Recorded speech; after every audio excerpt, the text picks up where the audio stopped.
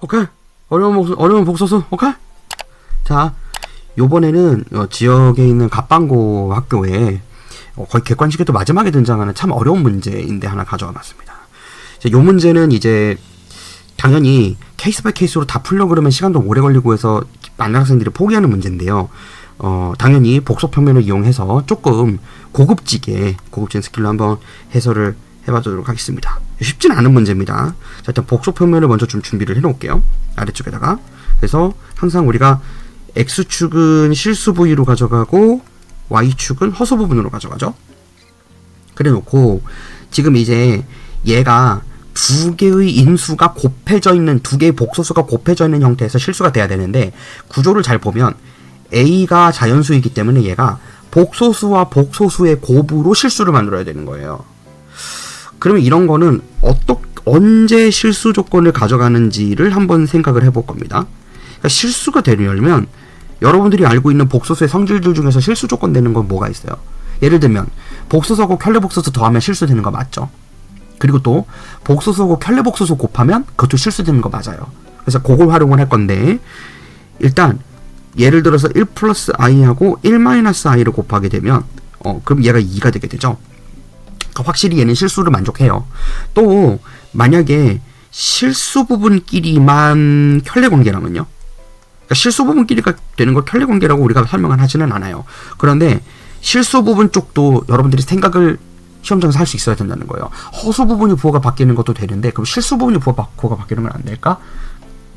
그랬을 때 불현듯 들어야 되는 생각은 이 실수 부분에 있는 부호하고 허수 부분에 있는 부호를 바깥에 마이너스 부호를 부호로 붙여서 바꿔치기 해버리면 다시 켤레복소수 관계가 되는 효과가 있죠.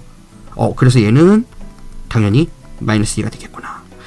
자, 그렇다면 얘네들이 복소 평면에서 어떤 특성을 가지고 있는지 좌표를 찍어서 한번 확인을 해보도록 할게요. 첫 번째 케이스 같은 경우는 1-1. 지금 이 경우에는 얘가 1,1하고 1,-1이 있는 거니까 얘 어느 축 대칭이에요? 이제 공통석투를 여러분들은 쌤한테 좀 배웠었으니까 선행으로. 그러면 점끼리 y 점끼리만 바뀌려면 x축 대칭인 거 맞죠? 실제로 좌표 찍어보세요. 그럼 맞을 거예요. 그리고 또 두 번째 케이스를 보게 되면 마이너스 1,1하고 사실은 정확하게 그 좌표를 찍으려면 1,1인 거죠. x축 값만 바뀌었어요. 그러면 y축 대칭이 맞는 거예요. 그러니까 우리가 이 두 개를 찍을 때도 분명히 얘가 서로가 x축 대칭이거나 y축 대칭인 것만 만족할 수 있다면 분명히 실수 조건이 될 수 있다는 걸 알 수 있다는 거예요. 그 다음에는 어떤 상황에서 데칼코마니가 될 수 있는지를 편각을 이용해서 좀 빠르게 찾아보는 거를 이번에 해보겠습니다. 일단 조금 이제 구분을 해야 되는데, 왼쪽에 있는 거를 A라고 하고 오른쪽에 있는 거를 B라고 한번 잡아볼게요. 자, 그렇게 되게 되면 A에 있는 녀석은 지금 2는 고정됐으니까 실수 부분에서 2는 고정됐어요. 근데 그 다음부터는 얘가 점점점 1부터 출발해서요 10까지 가게 되는 거 보이죠? 그래서 얘는 2,1부터 출발해가지고 4, 5, 7, 8, 9, 10. 아이고, 막 러프하게 막 찍어놨네. 어쨌든 요 범위 안에서만 A는 놓을 수 있어요. 그죠? 그런 거 보이죠? 요게 A의 영역인 거예요. 그러니까 A는 지금 1사분면에서 위아래로만 움직이고 있는 거예요. 10개 점이 있어요. 후보군이 있는 거지. 그 상태에서 B는 이제 어떻게 가느냐면, 첫 번째 B가 1일 때는 어디에 있나요, 얘가? 1,-1에 있죠. 허수 부분이 값이 마이너스 1이니까. 그래서 1,-1에 있어요. 자, 그러면 여기서 일단 1제곱부터 먼저 확인을 해볼게요. 만약에 지금 데칼코마니를 만들려면은 A가 얼마면 되는 거죠? 혹시 A가 2면 어떻게 돼요? 그럼 2 플러스 2i인 건데, 요 2를 갖다가 공통 인수니까 바깥으로 꺼내면 1 플러스 i가 되면서 데칼코마니 될 수 있죠. 그러니까 1제곱일 때 실수 될 수 있는 거예요. 그냥 개수만 커지는 거지. 자, 그 다음에 편각을 이제 확인해야 되겠죠. 거듭 제곱을 하면서 어느 방향으로 얘가 도는지를 알아야 돼요. 그리고 1,-1이 있기 때문에 원점으로부터의 거리가 1보다 크기 때문에 얘는 분명히 발산할 겁니다. 원점 기준으로. 맞죠? 근데 이제 어느 방향으로 도는지는 확인해 봐야 돼요. 자, 그랬을 때 지금 1-i를 제곱을 하게 되면 얘는 마이너스 2i가 나오게 되죠. 맞죠? 그러면 얘는 0, 마이너스 2의 좌표에 찍히는 걸 알 수가 있기 때문에 y축 위에 있네요. 그러면 y축 위에 있는 거니까 여기 점이 찍히겠습니다. 그러니까 1제곱일 때는 여기 있다가 2제곱일 때 1로 왔어요. 그죠? 그러면 얘는 편각을 지금 1,1일 때 직각 이등변 삼각형이었기 때문에 45도일 거 아니에요. 그래서 얘는 요렇게 45도만 거듭제곱마다 한 번씩 움직이는 형태로 가고 있는 거예요. 근데 시계 방향인 것 같은 느낌이 들죠. 자, 그렇다면 우리가 데칼코마니를 만드는 건 거듭제곱상에서 지금 B가 움직이는 방향은 시계 방향으로 움직일 거고요. 지금 얘가 어쨌건 A하고 사이에서 데칼코마니를 이룰 수 있는 거는 얘가 X축과 대칭이든지 Y축과 대칭이든지 그 두 개밖에 없는 거잖아. 그러면 적어도 얘가 4사분면에 있든지 2사분면에 있어야 돼요. 거듭제곱의 위치가. 그래야 데칼코마니의 자격 요건을 얻는 거죠. X축 대칭, Y축 대칭 얘기하는 거야.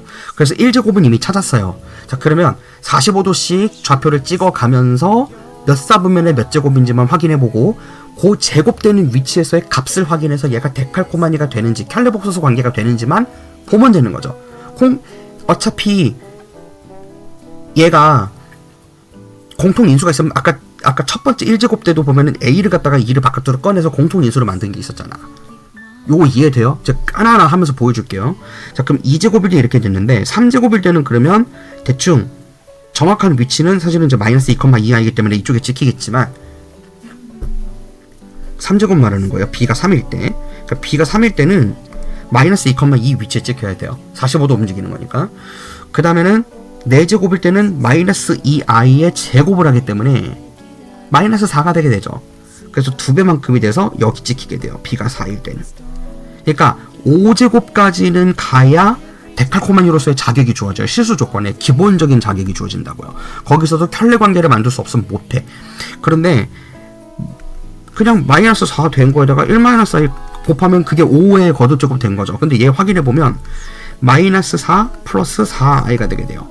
그러니까 마이너스 4,4니까 이 마이너스 4를 바깥으로 꺼내면 1 빼기 i가 되면서 켤레복소수 자격 조건 얻었나요? 못 얻었나요? 얻었죠. a가 2면서 b가 5이면 실수 조건이 될 수 있는 거예요. 즉 마이너스 4를 1 빼기 i로 묶고요. 2 더하기 2i를 바깥에다가 곱하기 2를 끓여주고 1 더하기 i로 만들면 되죠. 이러면 이 안에 있는 거 실수되면서 바깥에 마이너스 8만 곱하면 되는 거니까. 이해됩니까? 이렇게 되면 실수되는 거죠. 자, 이제 하나 더 있을 것 같아요. 자, 찾아봐야 돼요. 왜냐면 2가 없어요, 지금.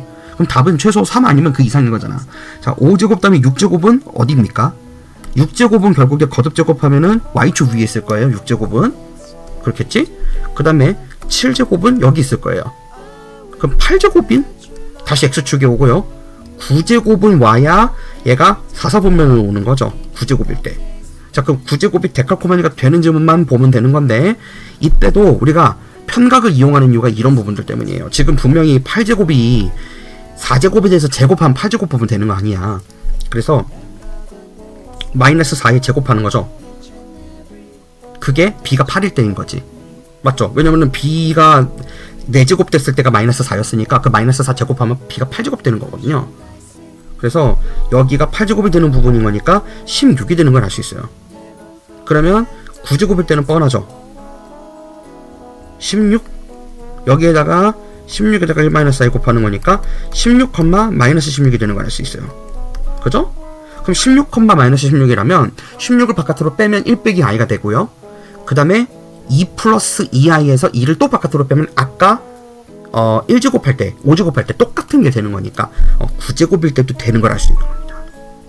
어떤 느낌인지 알겠어요? 이거를 물론 이것도 되게 침착하게 풀어야 돼서 여러분들이 이런 편각 같은 거를 많이 연습을 안 해놓고 보면 이게 잘 안 돼요. 그래서 1제곱일 때, 5제곱일 때, 9제곱일 때 3개밖에 안 된다라는 확신을 가지고 그냥 바로 2번을 찍고 다음으로 넘어갈 수 있는 겁니다.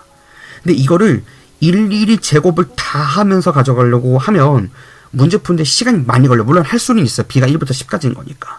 하지만 편각을 활용한다면, 복사표면을 활용하면 몇 제곱인지, 데칼코마니가 몇 개인지 어딘지 알 수 있으니까 그거만으로도 값을 구할 수 있다 이거죠. 아시겠습니까? 쉬운 문제는 아닙니다. 분명히. 그런데 요런 복속 표면을 활용해서 평각 구하는 연습 자주 하면 되게 쉬워져요. 그런 것들을 많이 연습해 보시기 바라면서 영상 마치도록 하겠습니다. 안녕.